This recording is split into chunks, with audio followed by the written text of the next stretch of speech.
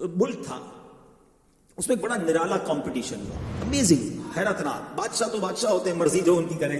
بادشاہ نے اعلان کر دیا جناب پورے ملک میں چیک کرو سب سے بڑا بے وقوف کون ہے، اس کو تحفہ دینا. عقل مندوں کے مقابلے تو سنے تھے، بے وقوف کا مقابلہ. چلے جناب شروع ہو گئے مقابلے. عجیب عجیب بے وقوف آتے تھے، اپنے کرتب دکھاتے، اپنی باتیں دکھاتے. وزیر تھے جو ٹیسٹ کرتے کرتے کرتے آخر کار ایک بندہ ایسا تھا جس سے بڑا بے وقوف پورے ملک میں نہیں تھا، بادشاہ کے سامنے کھڑا کر دیا.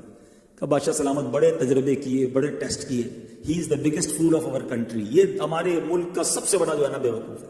بادشاہ نے کہا چیک کر لیا، کہا چیک کر لیا. بادشاہ نے اپنی مالا اتاری سونے جواہرات کی، اس بے وقوف کو پہنا دی. بے وقوف بڑا خوش، گھر آیا.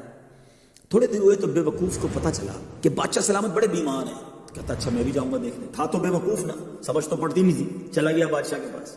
کہ بادشاہ سلامت کیا حال ہے آپ نے سنائیے، سنا بڑے بیمار ہو گئے. بادشاہ بہت زیادہ بیمار تھا، آخری لمحات تھے. کہتا ہے بس اب تو اس جہان کو چھوڑ کر جا رہا ہوں. بے وقوف کہتا ہے بادشاہ اچھا کہیں اور جا رہے ہیں؟ کہاں جا رہے ہیں؟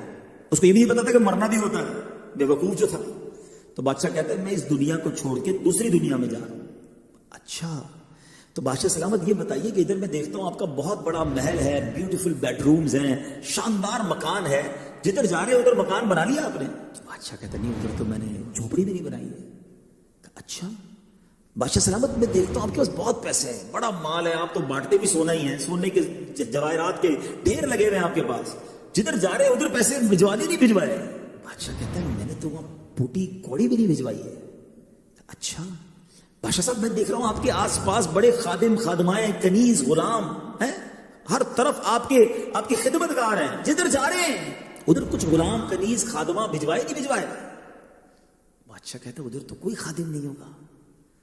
اس بے وقوف نے بڑی کمال کا کام کیا، اس نے وہ مالا اتاری اور بادشاہ کے گلے میں پہنا دی. کہا اس میں پھر مجھ سے بڑے بے وقوف تو آپ ہوئے نا، آپ کو پتہ ہے آپ کہیں اور جا رہے ہیں، آپ کو پتہ ہے اس دنیا سے آپ کسی اور دنیا میں جا رہے ہیں، نہ گھر بنایا، نہ پیسے بھجوائے، نہ خادم بھجوائے، کرو گے کیا ادھر؟ بظاہر تو یہ حکایت ہے، مگر سچ بتاؤ یہ کتنی بڑی چوٹ ہے. ادھر سے تو جانا ہی ہے نا، تھوڑے ہی دن رہ گئے. ہمیں نہیں پتا کہ آج کا دن اور آج کی رات بھی زندہ رہیں گے کہ نہیں، لیکن جیسے ہی آنکھیں بند ہوئی، جیسی سانسیں ختم ہوئی، ادھر کیا ہے میرے پاس؟ ادھر تو گھر میرا نہیں، پرایا ترکا. کیا کہتے ہیں میت نے پیچھے کیا چھوڑا.